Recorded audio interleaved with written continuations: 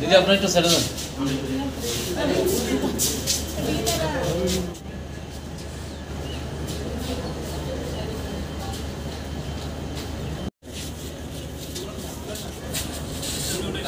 আপনি কোন না কেন দাঁড়াই দাও আপনি কোন দিকে দাঁড়াই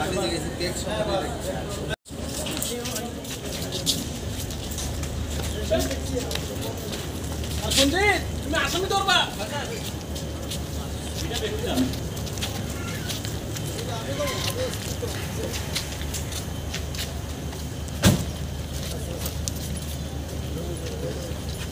জায়গা হইছে না হ্যাঁ ওদের জায়গা হইছে না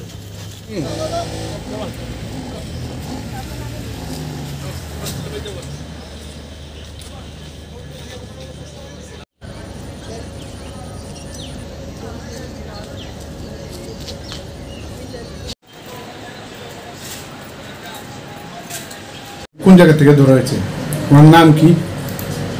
হ্যাঁ অ্যাকচুয়ালি গত 24 তারিখ আমাদের আগরতলা জিআরপি থানাতে যে একটা অস্ত্র নিয়ে যে ধরা পড়েছিল এবং এটা আমাদের থানাতে একটা মামলা হয়েছিল। তো এই মামলাতে যদিও ওই যেদিন মামলা হয়েছিল আমরা দুজনকে আমরা অ্যারেস্ট করেছিলাম। তো তাদেরই সঙ্গে এবং যে ডিউরিং ইনভেস্টিগেশনে এখন পর্যন্ত আরেকজনের লিঙ্ক আমরা পেয়েছি এবং ওনাকে আমরা ওই কেসে অ্যারেস্ট করেছি। তো এর নাম রেমরিমি দেববর্মা, ওনার বাড়ি কল্যাণপুর খোয়াই ডিস্ট্রিক্ট আমাদের ত্রিপুরাতেই। তো আজকে ওনাকে আমাদের মহামান্য আদালতে প্রেরণ করা হয়েছে পুলিশ রিমান্ডে, 3 দিনের পুলিশ রিমান্ডে। কোন জায়গা থেকে ধরা হয়েছে?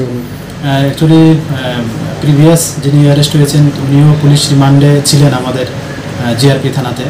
তো ওনার ইন্টারোগেশনে এবং আমাদের যে ইনভেস্টিগেশন যে চলছে ইনভেস্টিগেশনের যে এভিডেন্সের ভিত্তিতে আমরা ওকে ওই খোয়াই থানাতে মানে ওনার যে বাড়ি ওখানেই আমরা খবর দিয়েছি এবং উনি আসা এবং ইন্টারোগেশন করে আমরা তাকে অ্যারেস্ট করেছি আমাদের আগরতলা রেল স্টেশন থেকে। রেমরিমি দেববর্মা কি পিস্তলের ব্যবসার সাথে জড়িত এবং হ্যাঁ কী করে পেশায় কি?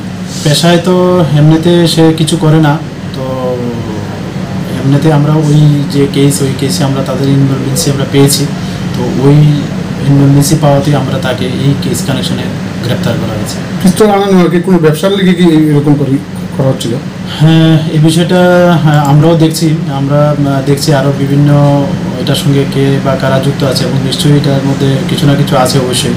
এবং ব্যবসা সংক্রান্ত ব্যাপারটা আমরা দেখছি এটার সঙ্গে মানে এটার উৎপত্তিস্থল কোথায় এবং এটা কোথায় নিয়ে যাওয়া হচ্ছিল বা আরও এরকম কোনো অ্যাসাইনমেন্ট আছে কিনা এই বিষয়টা আমরা দেখছি।